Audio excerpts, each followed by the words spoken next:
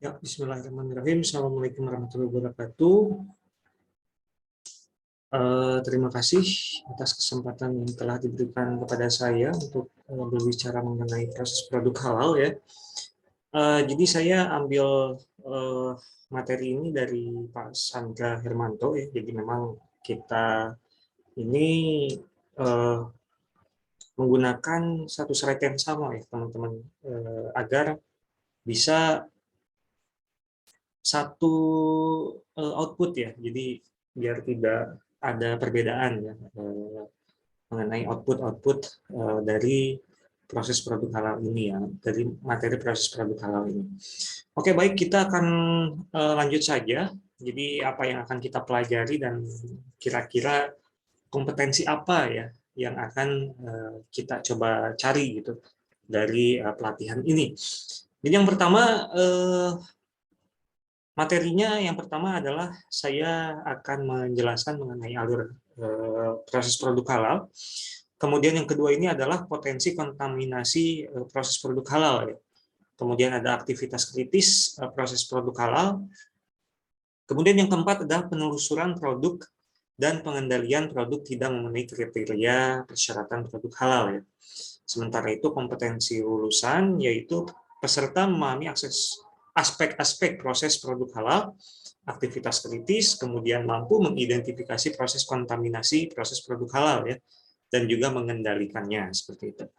Kemudian yang kedua, peserta mampu melakukan penelusuran produk dan cara penanganan produk yang tidak memenuhi kriteria. Kemudian yang ketiga adalah peserta mampu memahami persyaratan proses produk halal dan menerapkannya dalam pendampingan proses produk halal ya. Jadi kita menginginkan agar peserta pelatihan ini memahami ya persyaratan-persyaratan berkaitan dengan proses produk halal dan menerapkannya gitu ya dalam nanti ketika prakteknya dalam pendampingan proses produk halal ini gitu ya. Oke, baik. Oke, jadi dasar penetapan kehalalan produk itu ada 3 ya teman-teman. Jadi yang pertama itu adalah bahan. Jadi kita ingin lihat bagaimana sebuah makanan itu dia dibuat gitu ya. Bahan-bahannya itu seperti apa, kemudian produknya itu dia seperti apa. Kemudian tidak hanya bahan, tidak hanya produk, tetapi prosesnya juga kita harus lihat ya, agar kita bisa menetapkan bahwa suatu produk itu dia bernilai halal atau tidak seperti itu. Oke. Jadi yang pertama kita akan bahas bahan dulu, kemudian yang kedua akan bahas produknya, kemudian yang ketiga kita akan membahas mengenai proses produk halalnya ya teman-teman. Oke.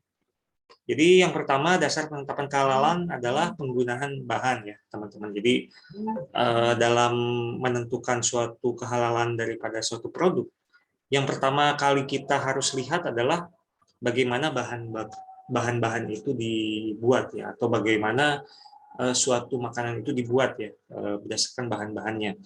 Yang pertama ada bahan baku, kemudian bahan tambahan, kemudian bahan penolong, kemudian ada kemasan, pelumas, grease, sanitizer yang kontak langsung dengan bahan atau produk, kemudian yang kelima ada bahan penolong, pencucian yang kontak langsung dengan fasilitas produksi, dan media untuk validasi hasil pencucian fasilitas yang kontak langsung dengan bahan atau produk ya. Jadi bahan baku itu apa, kemudian bahan tambahan itu apa, kemudian bahan penolong itu sebetulnya sudah dijelaskan di materi sebelum ini ya. Di materi sebelum ini di mana coba saya buka dulu. Perbedaannya adalah ada di sini teman-teman. Jadi ada bahan baku. Bahan baku itu apa teman-teman? Jadi bahan baku itu adalah suatu bahan yang digunakan dalam pembuatan produk, di mana bahan sepenuhnya terlihat dalam produk jadi ya, atau merupakan bagian terbesar daripada bentuk barang. Jadi memang bahan baku ini merupakan komposisi terbesar ya, komposisi terbesar daripada suatu produk. Apakah dia itu terdiri mayoritas dari bahan baku ini atau tidak ya. Jadi kita harus tahu mengenai hal itu. Kemudian ada bahan olahan, di mana bahan olahan adalah bahan hasil proses pengolahan dengan cara atau metode tertentu dengan atau tanpa bahan tambahannya. Jadi ini adalah hasil proses pengolahan ya. Jadi bahan ini diolah dulu ya dengan cara tertentu, dengan metode tertentu, bisa dia dengan suatu bahan tambahan atau dia tanpa bahan tambahan. Kemudian ada juga bahan tambahan. Bahan tambahan itu apa? Bahan tambahan itu adalah suatu suatu hal yang ditambahkan dengan sengaja ke dalam makanan dalam jumlah kecil ya. Jadi kata kuncinya di sini adalah jumlahnya kecil ya. Dengan tujuan untuk memperbaiki penampakan, kemudian cita rasanya juga menjadi baik, kemudian teksturnya juga menjadi baik, dan memperpanjang daya simpan ya, serta dapat meningkatkan nilai gizi ya, seperti misalkan protein, kemudian mineral, kemudian vitamin ya. Jadi itu adalah salah satu contoh daripada bahan tambahan itu gitu. Kemudian bahan penolong itu apa? Bahan penolong itu adalah suatu bahan yang diperlukan untuk proses produksi, tetapi hanya dimanfaatkan untuk meningkatkan efisiensinya saja ya. Contohnya misalkan pelarut, kemudian katalis, kemudian bleaching agent, kemudian kuas untuk mengoles kue dan lain sebagainya. Ini kita bisa lihat jenis-jenis bahan penolong. Kemudian yang ini adalah jenis-jenis bahan tambahan. Jadi tujuan dia itu kecil ya untuk ditambahkan ke dalam suatu bahan makanan gitu ya. Oke, ini ada jenis-jenis bahan penolong. Jadi misalkan teman-teman masih belum tahu apa itu bahan penolong, itu silakan nanti teman-teman coba lihat saja di sini gitu ya. Perbedaan atau jenis-jenis ya bahan penolong itu seperti apa. Jadi silakan teman-teman hafalkan saja. Kemudian ini ada bahan tambahan ya. Jadi bahan tambahan itu tadi apa? Bahan tambahan itu adalah suatu hal yang ditambahkan dengan sengaja ke dalam makanan dalam jumlah yang kecil saja ya. Jadi ini ada jenis-jenis bahan tambahan gitu ya. Seperti misalkan ada gas untuk kemasan, garam pengemulsi gitu ya. Ada pembawa, pembentuk gel gitu ya. Seperti yang ada di sini ya. Oke. Kita kembali lagi ke sini. Jadi penggunaan bahan ini harus nanti kita tuliskan gitu ya ke dalam suatu form. Semuanya harus tertulis jelas di situ untuk sebagai dasar ya yang dapat digunakan sebagai penetapan dasar kehalalan daripada suatu makanan seperti itu. Ada kemasan, pelumas, grease, sanitizer yang kontak langsung dengan bahan produk, ada bahan penolong, kemudian ada media untuk validasi hasil pencucian fasilitas ya, yang kontak langsung dengan bahan atau produk ya. Kemudian di sini ada bahan kritis dan juga bahan tidak kritis.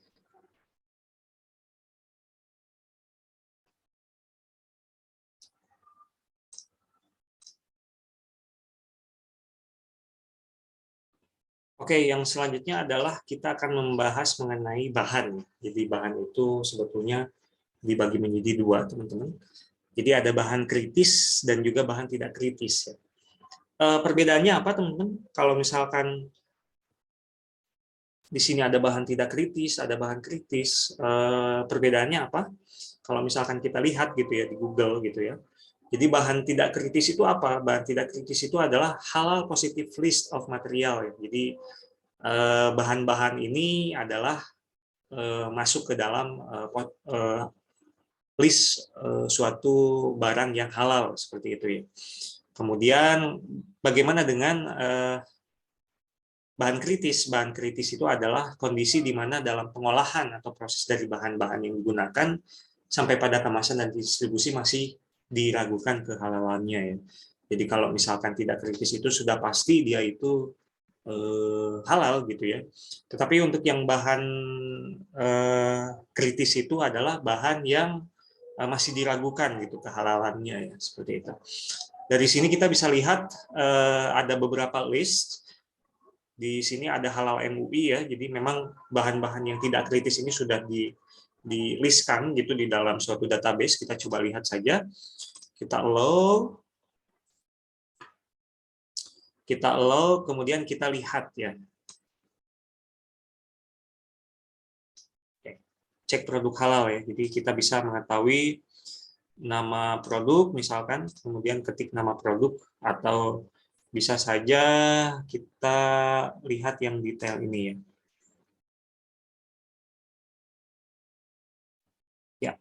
Di sini ada list bahan-bahan yang memang sudah dijamin kehalalannya ya. Jadi ini adalah list bahan tidak kritis ya, list produk yang tidak kritis seperti itu. Ini ada contohnya, ada cimori, kemudian ada graded parmesan gitu ya, dan ini sudah dilakukan proses sertifikasi kehalalan ya, seperti itu. Kemudian dari sini di sini ada bahan kritis. Bahan kritis itu tadi adalah bahan yang masih diragukan kehalalannya. Kemudian yang pertama kita perlu untuk melengkapi suatu dokumen pendukung ya, suatu dokumen pendukung, yang dimana yang pertama adalah sertifikat halal. Kemudian dokumen pendukung ini tidak hanya sertifikat halal ya, tapi ada juga yang spesifikasi produk, kemudian diagram alir produksi, kemudian pernyataan dan kuesioner ya.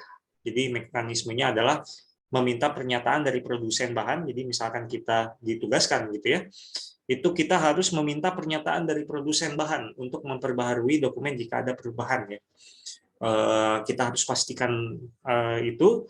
Kemudian yang kedua adalah memasukkan persyaratan tersebut sebagai bagian dari kontrak jual beli ya. Jadi biasanya ketika kita lakukan proses jual beli ini kita memang harus tricky ya dalam melakukan atau meminta ya persyaratan-persyaratan yang ada di dalam kontrak ya. Biasanya agar persyaratan itu dipenuhi maka otomatis ada klausul di situ ya di dalam kontrak tersebut gitu. Di dalam kontrak tersebut misalkan kita ingin meminta semacam pernyataan dari produsen gitu ya. Kemudian ada beberapa persyaratan yang memang dibutuhkan untuk proses produk halal ini. Maka kita harus memasukkannya itu atau kita coba suggest klien kita seperti itu untuk menyarankan agar proses-proses atau dokumen-dokumen ini disertakan ya di dalam kontrak jual beli ya. Sehingga nanti kita bisa mendapatkan dokumen-dokumen tersebut gitu ya. Kemudian yang ketiga adalah memastikan persyaratan tersebut melalui pemeriksaan audit supplier berkala. Jadi kita harus pastikan ada dokumen yang berkaitan dengan audit supplier, kemudian mengkonfirmasi secara berkala kepada supplier terkait dengan perubahan dokumen bahan ya. Jadi segala sesuatunya memang harus dikomunikasikan agar kita dan klien kita gitu ya itu bisa mudah gitu ya dalam melakukan pengajuan kehalalan seperti itu. Kemudian di sini ada bahan kritis, jadi kita fokus dulu ke bahan, ada bahan kritis dan tidak kritis, kita akan fokus ke bahan kritis ya.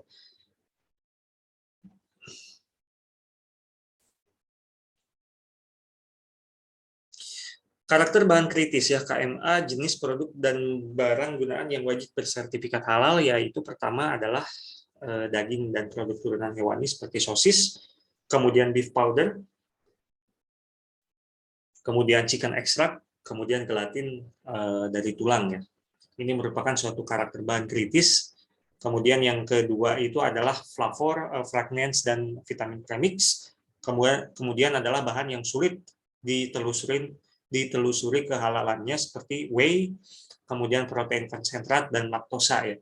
Sehingga jika misalkan kita mengolah ya atau membuat suatu makanan yang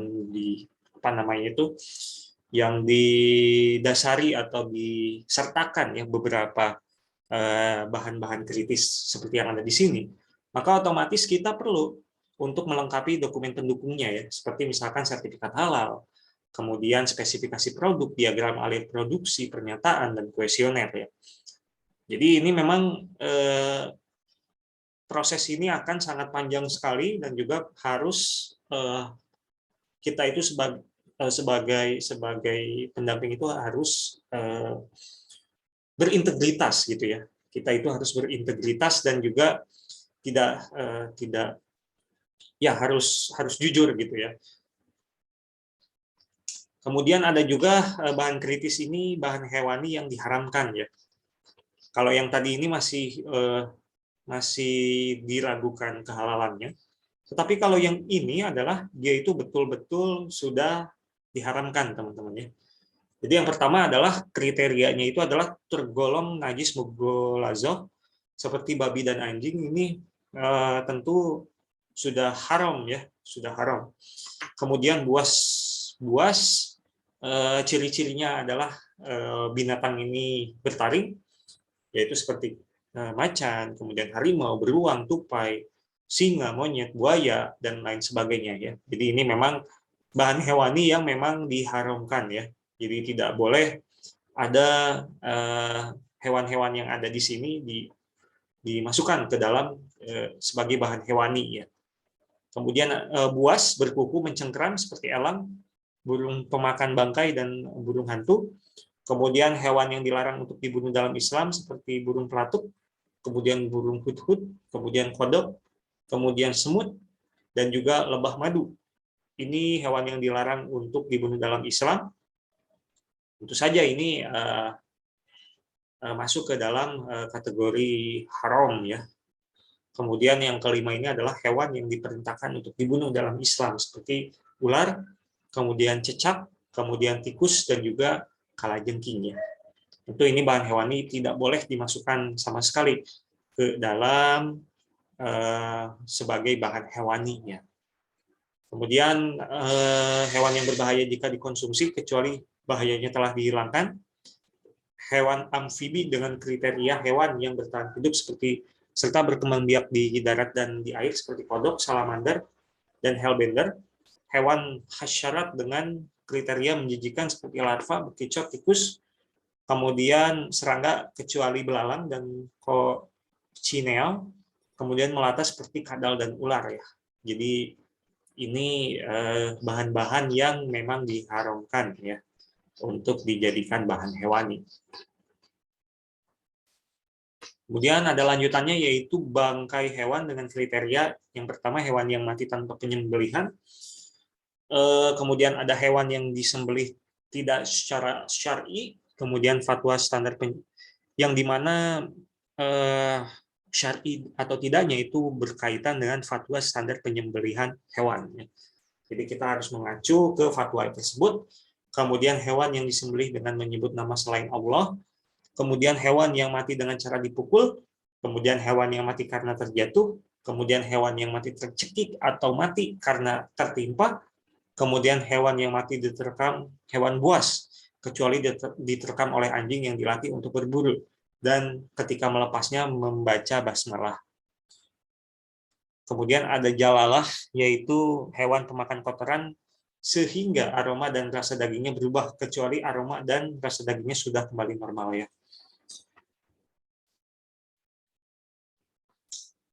Kemudian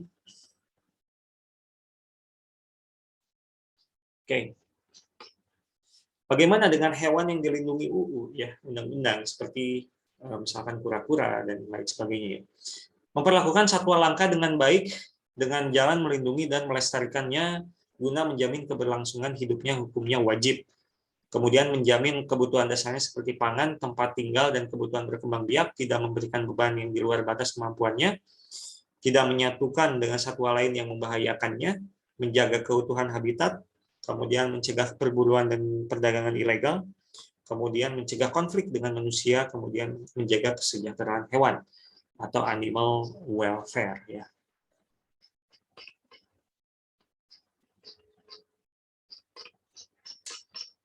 Tentu ini masih dalam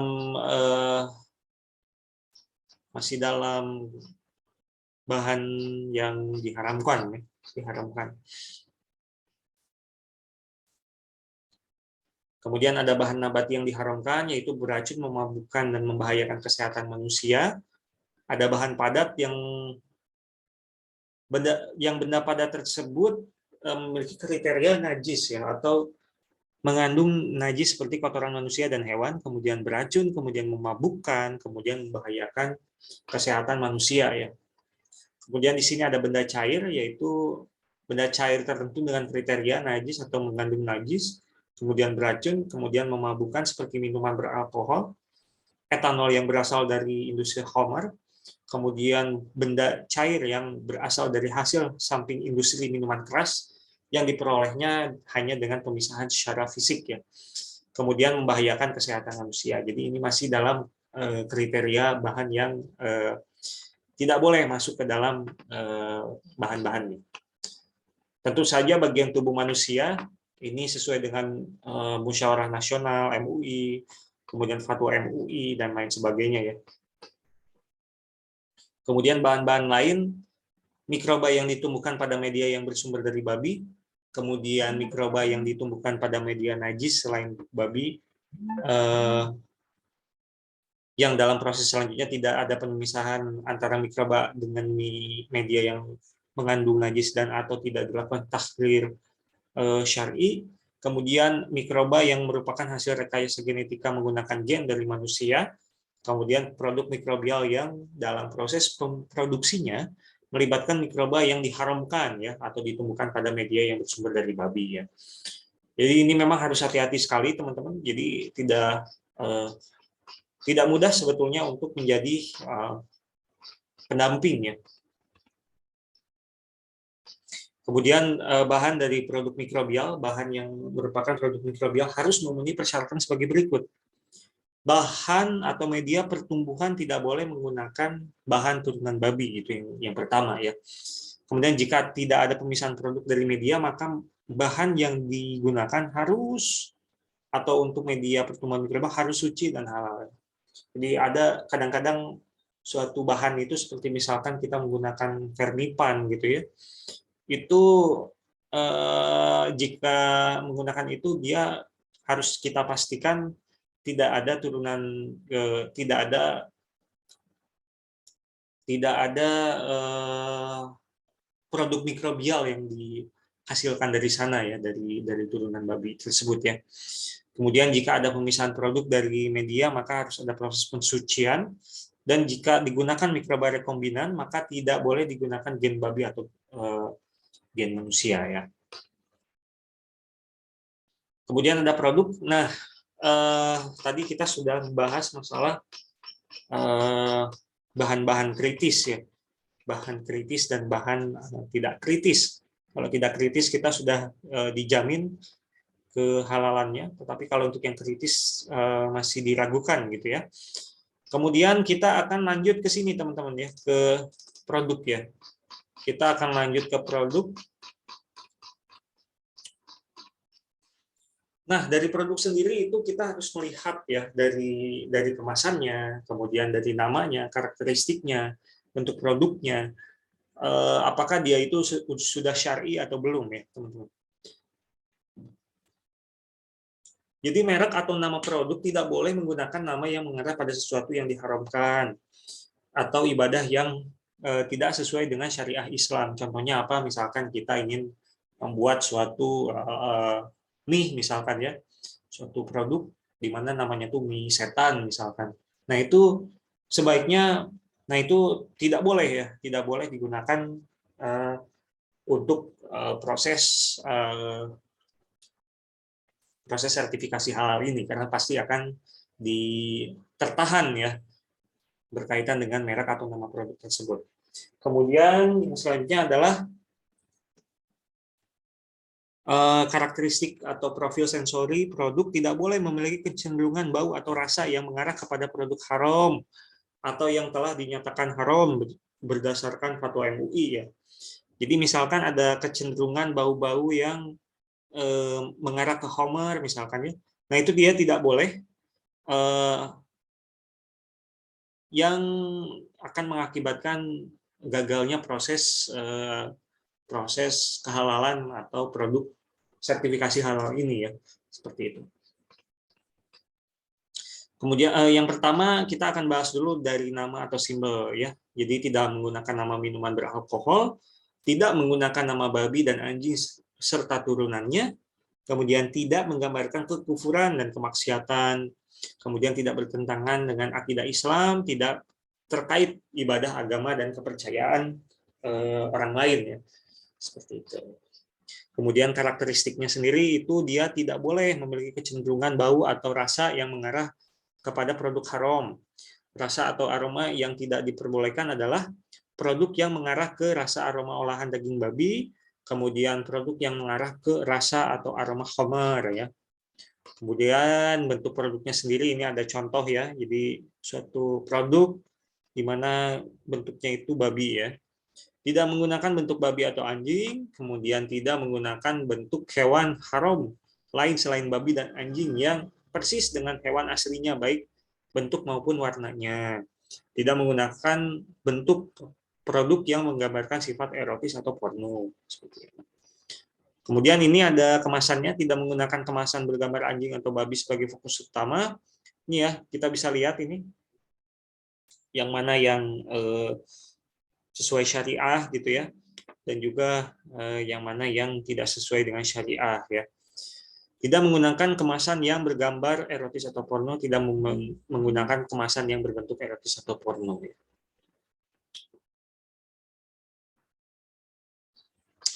Oke, identitas produk atau mampu telusur ya. Jadi ini ada coba.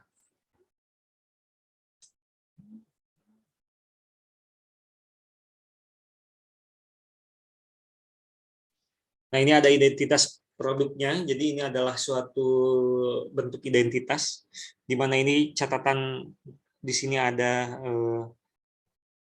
identitas produk ya. Jadi ada MFG, kemudian ada expire gitu ya, ada lot gitu ya. Ini adalah suatu identitas ya, identitas daripada suatu produk.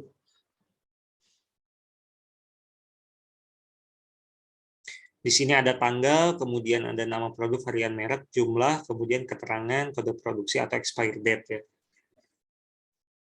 Jadi memang kita harus menyertakan juga gitu ya produk yang kita jadikan bahan gitu ya. Berkaitan dengan tanggal, kemudian nama produknya, kemudian jumlahnya ada berapa, kemudian kode produksinya atau expired date-nya itu dia di tanggal berapa gitu ya, itu kita harus sertakan di dalam form yang nanti akan kita isi gitu ya.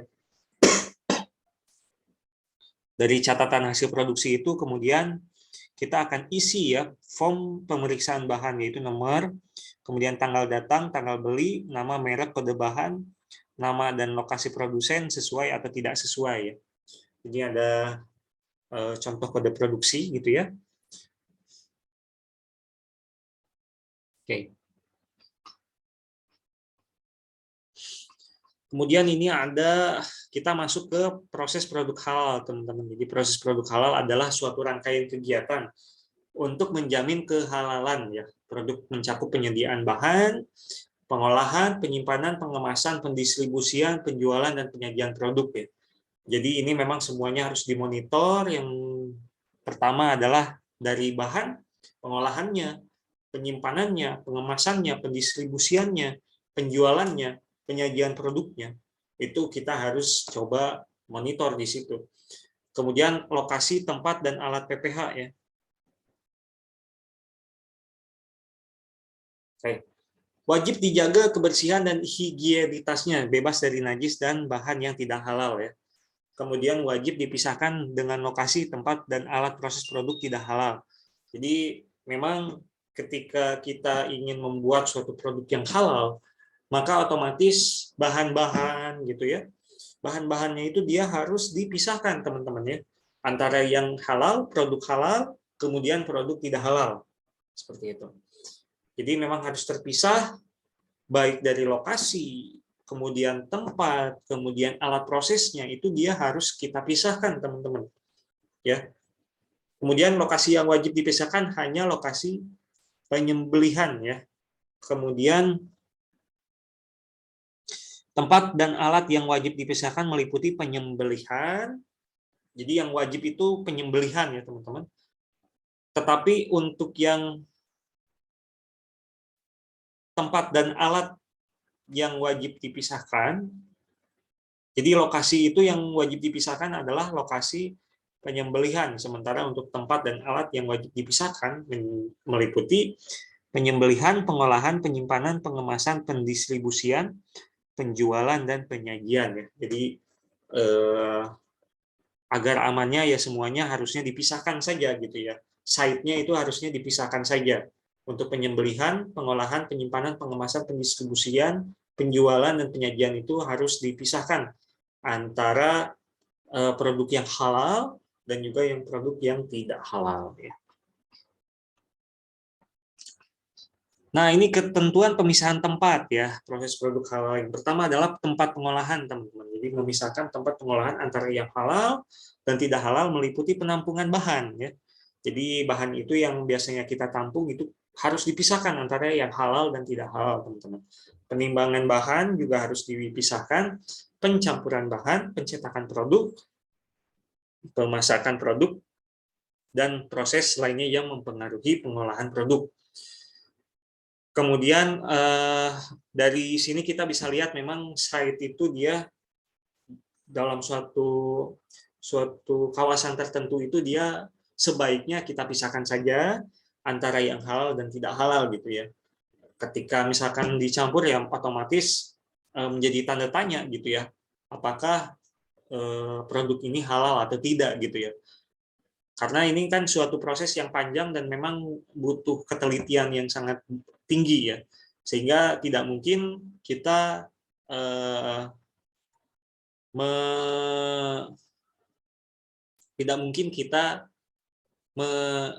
menyatukan gitu ya, menyatukan suatu tempat pengolahan bahan halal dan tidak halal dan akan mengakibatkan pertanyaan kepada auditor dan juga pengawas gitu ya, seperti itu.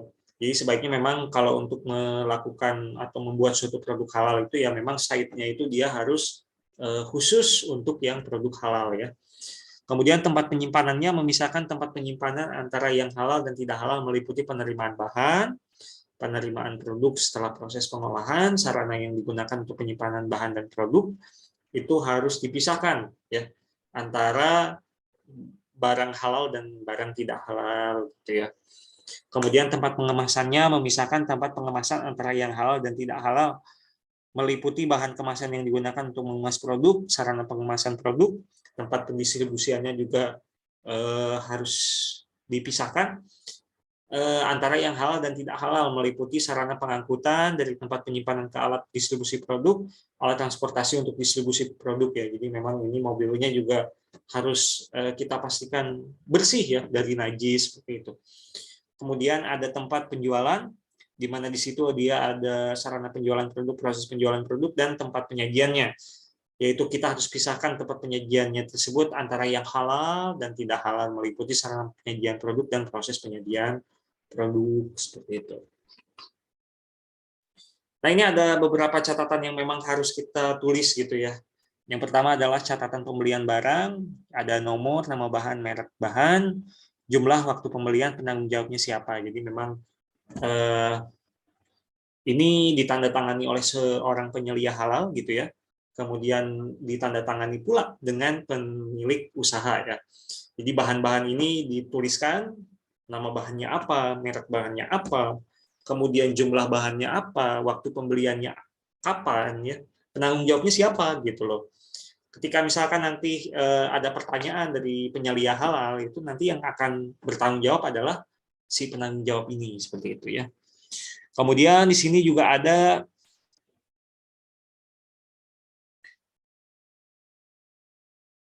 nah ini misalkan di sini ada permohonan persetujuan penggunaan bahan baru ya. Misalkan nama bahan, kemudian mereknya, kemudian produsennya, kemudian asal negara, nomor SH-nya ya, masa berlaku SH seperti itu. Nah, bahan baru ini tentu saja dia harus disertakan sertifikat halalnya, kemudian spesifikasi bahannya, diagram alirnya ya, seperti itu.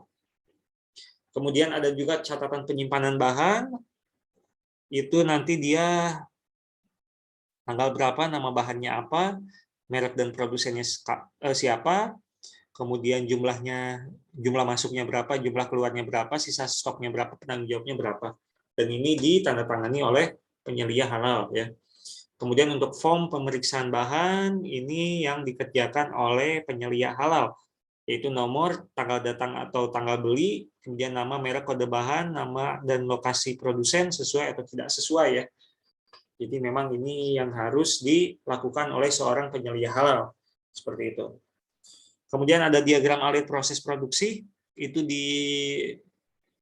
dikerjakan oleh penyelia halal juga, seperti itu. Jadi ini kita nanti akan coba kita praktekkan ya di sesi kedua, seperti itu. Kemudian ada catatan hasil produksi, penyimpanan produk, dan penjualan.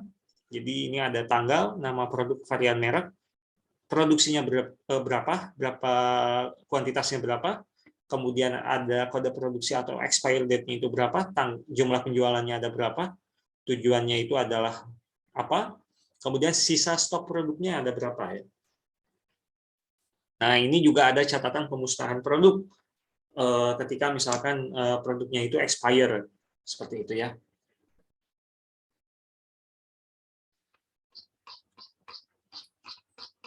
Oke, kita akan langsung ke proses produk halal, teman-teman ya. Kita akan masuk ke proses produk halal seperti yang tadi sudah saya coba katakan gitu ya. Di persyaratan praproduksi itu berkaitan tentang fasilitas dan produk ya. Kemudian persyaratan proses produksi itu pemeriksaan bahan datang, kemudian penggunaan bahan baru untuk produk yang sudah disertifikasi ya.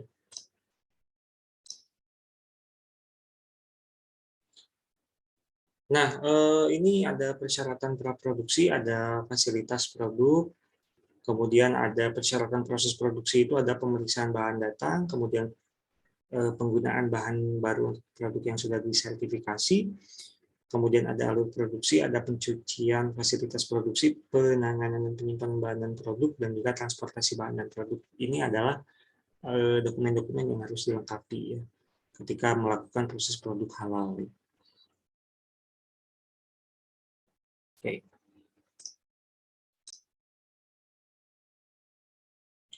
Nah, ini ada persyaratan praproduksi, yaitu fasilitas produksi mencakup bangunan, ruangan, mesin dan peralatan utama, serta peralatan pembantu yang digunakan untuk menghasilkan produk. Semua harus didaftarkan. Jadi memang ini harus dilengkapi dokumen-dokumen berkaitan dengan persyaratan praproduksi. Kemudian ada penggunaannya, yaitu halal dedicated facility, kemudian sharing facility. Apa itu halal dedicated facility? Jadi halal dedicated facility itu adalah fasilitas pendingin ya, chiller, refrigerator, dan freezer yang digunakan untuk menyimpan daging dan produk olahannya. Khusus untuk yang bagian atau produk-produk atau bahan-bahan yang halal ya. Kemudian alat transportasi daging dan produk olahannya ya. Jadi memang fasilitas yang memang didedikasikan untuk bahan-bahan yang halal ya. Kemudian ada sharing facility, yaitu selain RPH dan produk daging dan olahan diperbolehkan sharing facility dengan syarat harus pork free ya. Jadi memang RPH ini dia harus syaratnya itu adalah bebas daripada babi ya. Kemudian fasilitas yang kontak langsung dengan hewan atau produk yang digunakan untuk produksi harus bebas najis ringan dan najis sedang ya. Kemudian fasilitas yang tidak kontak langsung dengan bahan atau produk dapat digunakan secara bersama untuk bahan atau produk halal dan bahan atau produk yang tidak disertifikasi dengan syarat bahan atau produk halal tidak terkontaminasi najis, seperti misalkan gudang ya. Jadi misalkan gudang itu masih oke lah, asalkan tidak terkontaminasi najis ya. Kemudian di sini ada aktivitas kritis, jadi aktivitas yang masih diragukan gitu ya, aktivitas yang mengakibatkan kehalalannya diragukan seperti itu. Jadi pemeriksaan bahan datang, yaitu pemeriksaan harus mempunyai prosedur tertulis teman-teman ya. Pemeriksaan bahan datang ya. Kemudian prosedur tertulis harus menjamin kesesuaian nama bahan, kode bahan, kemudian nama produsen dan alamat produsen, serta kode produsen jika ada yang tercantum di label, kemasan bahan dengan yang tercantum di dokumen pendukung bahan. Dalam pemeriksaan ini, logo halal harus dipastikan ada di label atau kemasan jika bahan dilengkapi dengan sertifikat halal yang mempersyaratkan dicantumkannya logo halal.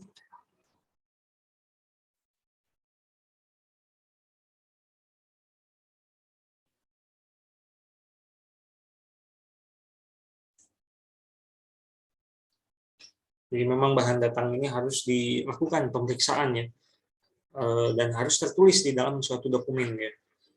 Kemudian ada aktivitas penggunaan bahan baru untuk produk yang sudah disertifikasi. Jadi misalkan saya sudah membuat suatu produk yang memang sudah disertifikasi kehalalannya gitu ya. Tetapi di tengah jalan saya ingin menambahkan suatu bahan baru di situ ya. Saya ingin coba tambahkan bahan baru, maka dari itu kita tetap harus melakukan prosedur pelaporan ya ke LPH ya, ke LPH. Jadi dikelompokkan bahan baru tersebut dikelompokkan menjadi dua, yaitu bahan yang berbeda, kemudian bahan yang sama namun dari produsen dan atau negara produsen yang berbeda. Sehingga nanti kita harus jelaskan juga itu di dalam suatu dokumen. Prosedur tertulis harus menjamin bahwa setiap penambahan bahan baru untuk produk yang sudah disertifikasi harus mendapat persetujuan dari LPH. Seperti itu. Jadi memang komunikasi menjadi kunci yang utama di sini. Kemudian ada produksi. Kemudian ada produksi. Oke. Kemudian ada produksi. Kemudian ada produksi di mana perusahaan harus mempunyai prosedur tertulis untuk semua tahapan produksi, teman-teman. Kemudian prosedur tertulis harus menjamin produksi halal hanya menggunakan bahan yang sesuai dengan standar halal MUI dan dilakukan di fasilitas produksi yang memenuhi kriteria fasilitas, gitu ya. Oke. Nah, ini adalah salah satu contoh diagram alir proses produksi abon ikan ya. Jadi yang pertama ada penyiangan, kemudian pencucian daging ikan, pengukusan, pemisahan tulang sirip ikan, dan seterusnya hingga sampai ke pengemasan. Jadi ini memang harus ditulis dan juga disertakan dalam dokumen proses sertifikasi halal tersebut. Kemudian ini juga menjadi hal yang penting, pencucian fasilitas produksi, di mana perusahaan harus mempunyai prosedur tertulis pencucian fasilitas produksi ya. Prosedurnya ini bisa dalam bentuk SOP seperti itu ya, dan itu harus disertakan juga dalam pengajuan ya proses halal ini. Kemudian prosedur tertulis harus menjamin pencucian fasilitas produksi yang kontak langsung dengan bahan atau produk yang dapat menghilangkan najis. Kemudian kecukupan pencucian diukur dengan hilangnya warna dan bau najis seperti itu.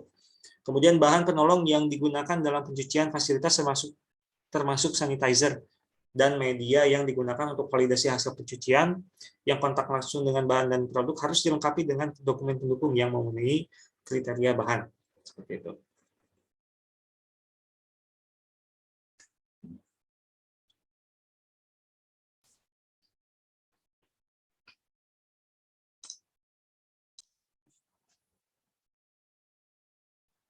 Nah, selanjutnya mengenai kriteria prosedur tertulis aktivitas kritis, yang dimana najis sedang dan ringan dihilangkan dengan pencucian air atau bahan non-air, tergantung pada kondisi fasilitas dan teknologi yang digunakan. Contoh bahan non-air adalah minyak, maltodextrin, udara, lap basah. Ya. Bahan pencuci tidak boleh merupakan bahan najis, kemudian kecukupan pencucian diukur dari hilangnya rasa, warna, dan bau ya teman-teman. Kemudian bukti pencucian harus dibuat dan dipelihara, ya seperti itu. Kemudian penanganan dan penyimpanan bahan produknya yang akan kita bahas mengenai prosedur perusahaan harus mempunyai prosedur tertulis penanganan dan penyimpanan bahan dan produk ya. Jadi memang ini harus disertakan nanti prosedur tertulis harus menjamin bahan dan produk tidak terkontaminasi najis selama penanganan dan penyimpanan ya. Kemudian untuk transportasi bahan dan produk sendiri, perusahaan harus mempunyai prosedur tertulis transportasi bahan dan produk. Prosedur tertulis harus menjamin bahan dan produk tidak terkontaminasi najis selama transportasi ya. Penanganan produk tidak memenuhi kriteria, perusahaan harus memenuhi prosedur untuk menangani produk yang tidak memenuhi kriteria. Prosedur harus memuat definisi yang tepat terkait produk ini dan cara menanganinya.